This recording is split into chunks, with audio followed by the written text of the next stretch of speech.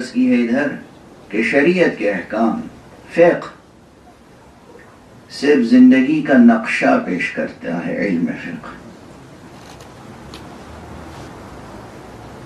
اس لیے اگر پوری زندگی اللہ کے لیے بسر کرنی ہے تو احکام کے سہارے سے نہیں، اقدار کے سہارے سے بسر کرنی ہوگی. یہ ہے آپ کا سبجیکٹ. اقدار، ویلیوز، اقدار نہ کہ احکام.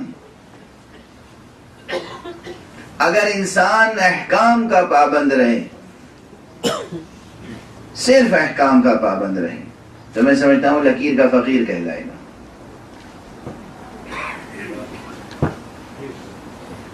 اگر اقدار اس کے اندر پائے جاتے ہیں، قدریں پائی جاتی ہیں،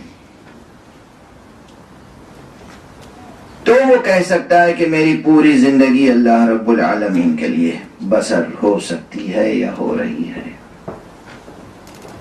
احکام و اقدار کا تعلق کیا ہے؟ احکام میں ہے نماز میں قیام، وقوموا للہ قانتین، اللہ کے لیے کھڑے ہو، اللہ کے سامنے کھڑے ہو، اللہ کے لیے کھڑے ہو، قنوت کی حالت میں یا اللہ سے ہی لو لگائے ہوئے اللہ کے لیے کھڑے ہو. یہ فقرہ جی وقوموا حکم ہے کھڑے ہو، للہ اللہ کے لیے، قانتین اللہ ہی سے لو لگی ہوئی ہو. یہ قیام، یہ جو نماز میں حمد و سورہ پڑھ کے آپ رکوع میں جھک جاتے ہیں، بس اتنا قیام کافی ہے.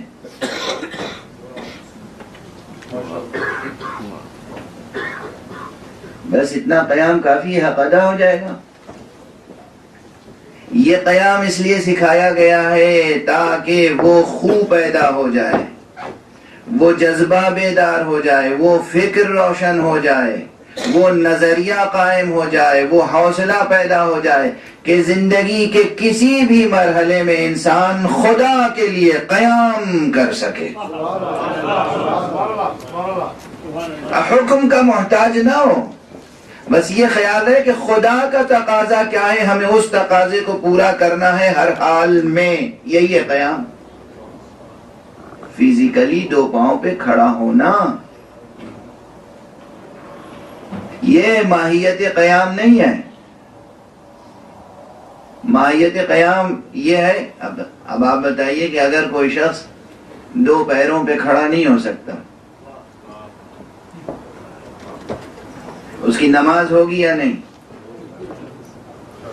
یہی میں نے عرض کیا تھا نا کہ اگر تفصیل سے نماز کے احکام ذہن نشین ہو جائیں تو پوری زندگی کیسے خدا کے لیے بسر ہوتی ہے یہ راز سمجھ میں آ جائے. نہیں کھڑا ہو سکتا، دو پاؤں نہیں ہیں، کٹ گئے جنگ میں یا زخم ہو گیا، درد ہے، نہیں کھڑا ہو سکتا. اب یہ قیام اس کا تسلیم ہوگا یا نہیں؟ ظاہری قیام ساقط ہو جائے گا، باطنی قیام قبول ہو جائے گا.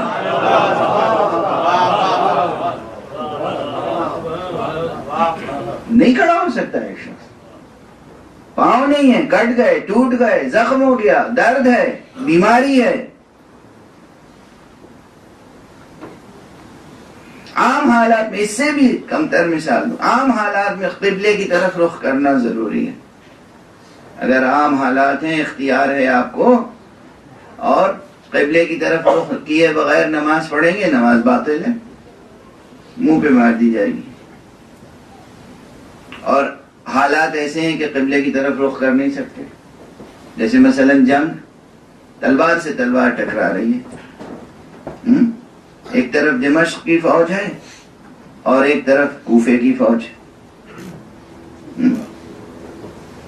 ایک طرف شام کی فوج ہے، ایک طرف عراق کی فوج ہے، ایک طرف طاغوت بنو امیہ ہے اور ایک طرف مولائے کائنات امیر المومنین علی ابن ابی طالب علیہ السلام.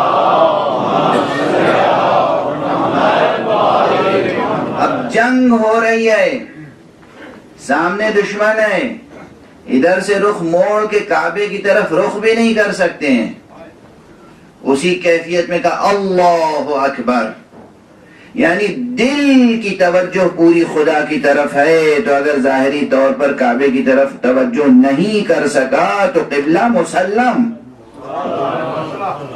شرط قبلہ رو ہونے کی یہاں پر اس حالت میں حذف ہو جائے گی، اس کی نماز بھی ہو جائے گی، نماز کا اعادہ بھی نہیں کہ دوبارہ پڑھیے نماز۔ تو کعبے کی طرف رخ کر کے کھڑا ہونا یا کعبے کی سمت رخ کر کے کھڑا ہونا، مسجد الحرام کی سمت عام اختیار کی حالت میں رخ کر کے کھڑا ہونا، یہ حکم ہے جو اس کیریکٹر کو پیدا کرنے کے لیے ہے کہ دل کی سوئی ہمیشہ اللہ کی طرف رہے۔ قیام کی شرط اس لیے کہ خدا کی خاطر اپنی زندگی میں کوئی قدم اٹھانے کا حوصلہ برقرار رہے۔ رکوع اس لیے ہے کہ انسان میں تکبر پیدا نہ ہونے پائے خدا کے مقابلے میں۔ سجدہ اس لیے کہ انسان کے اندر خدا کی نعمتوں کی قدردانی اور شکر گزاری پیدا ہو۔ اسی لیے جو لوگ جھک نہیں سکتے،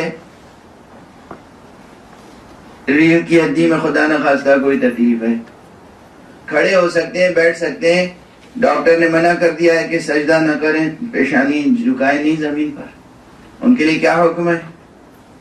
یا فرض کیجئے کوئی شخص ڈوب رہا ہے پانی میں، وہاں زمین ہے ہی نہیں، قیام و رکوع کیا، وہاں سجدہ کس انداز سے ہوگا؟ ایک سر کا ذرا سا اشارہ، آنکھ بند کیا اس ارادے سے کہ سجدہ کر رہے ہیں، سجدہ قبول۔ اس کے کیا معنی ہے کہ یہ سجدہ جو واجب کیا گیا ہے عام اختیار میں، یہ صرف اس قدر کو، اس ویلیو کو پیدا کرنے کے لیے کہ انسان نعمت الہیہ کی قدردانی کر سکے، شکر گزار بنے، کفران نعمت نہ کرے۔ تو یہ جملہ اس فقیر کا یاد رکھیے کہ جب تک آپ احکام کے صرف پابند رہیں گے تو ممکن ہے کہ پوری زندگی نظر اللہ نہ کر سکیں، جب آپ اقدار کے پابند ہو جائیں گے تو کیفیت زندگی کی کچھ اور ہوگی۔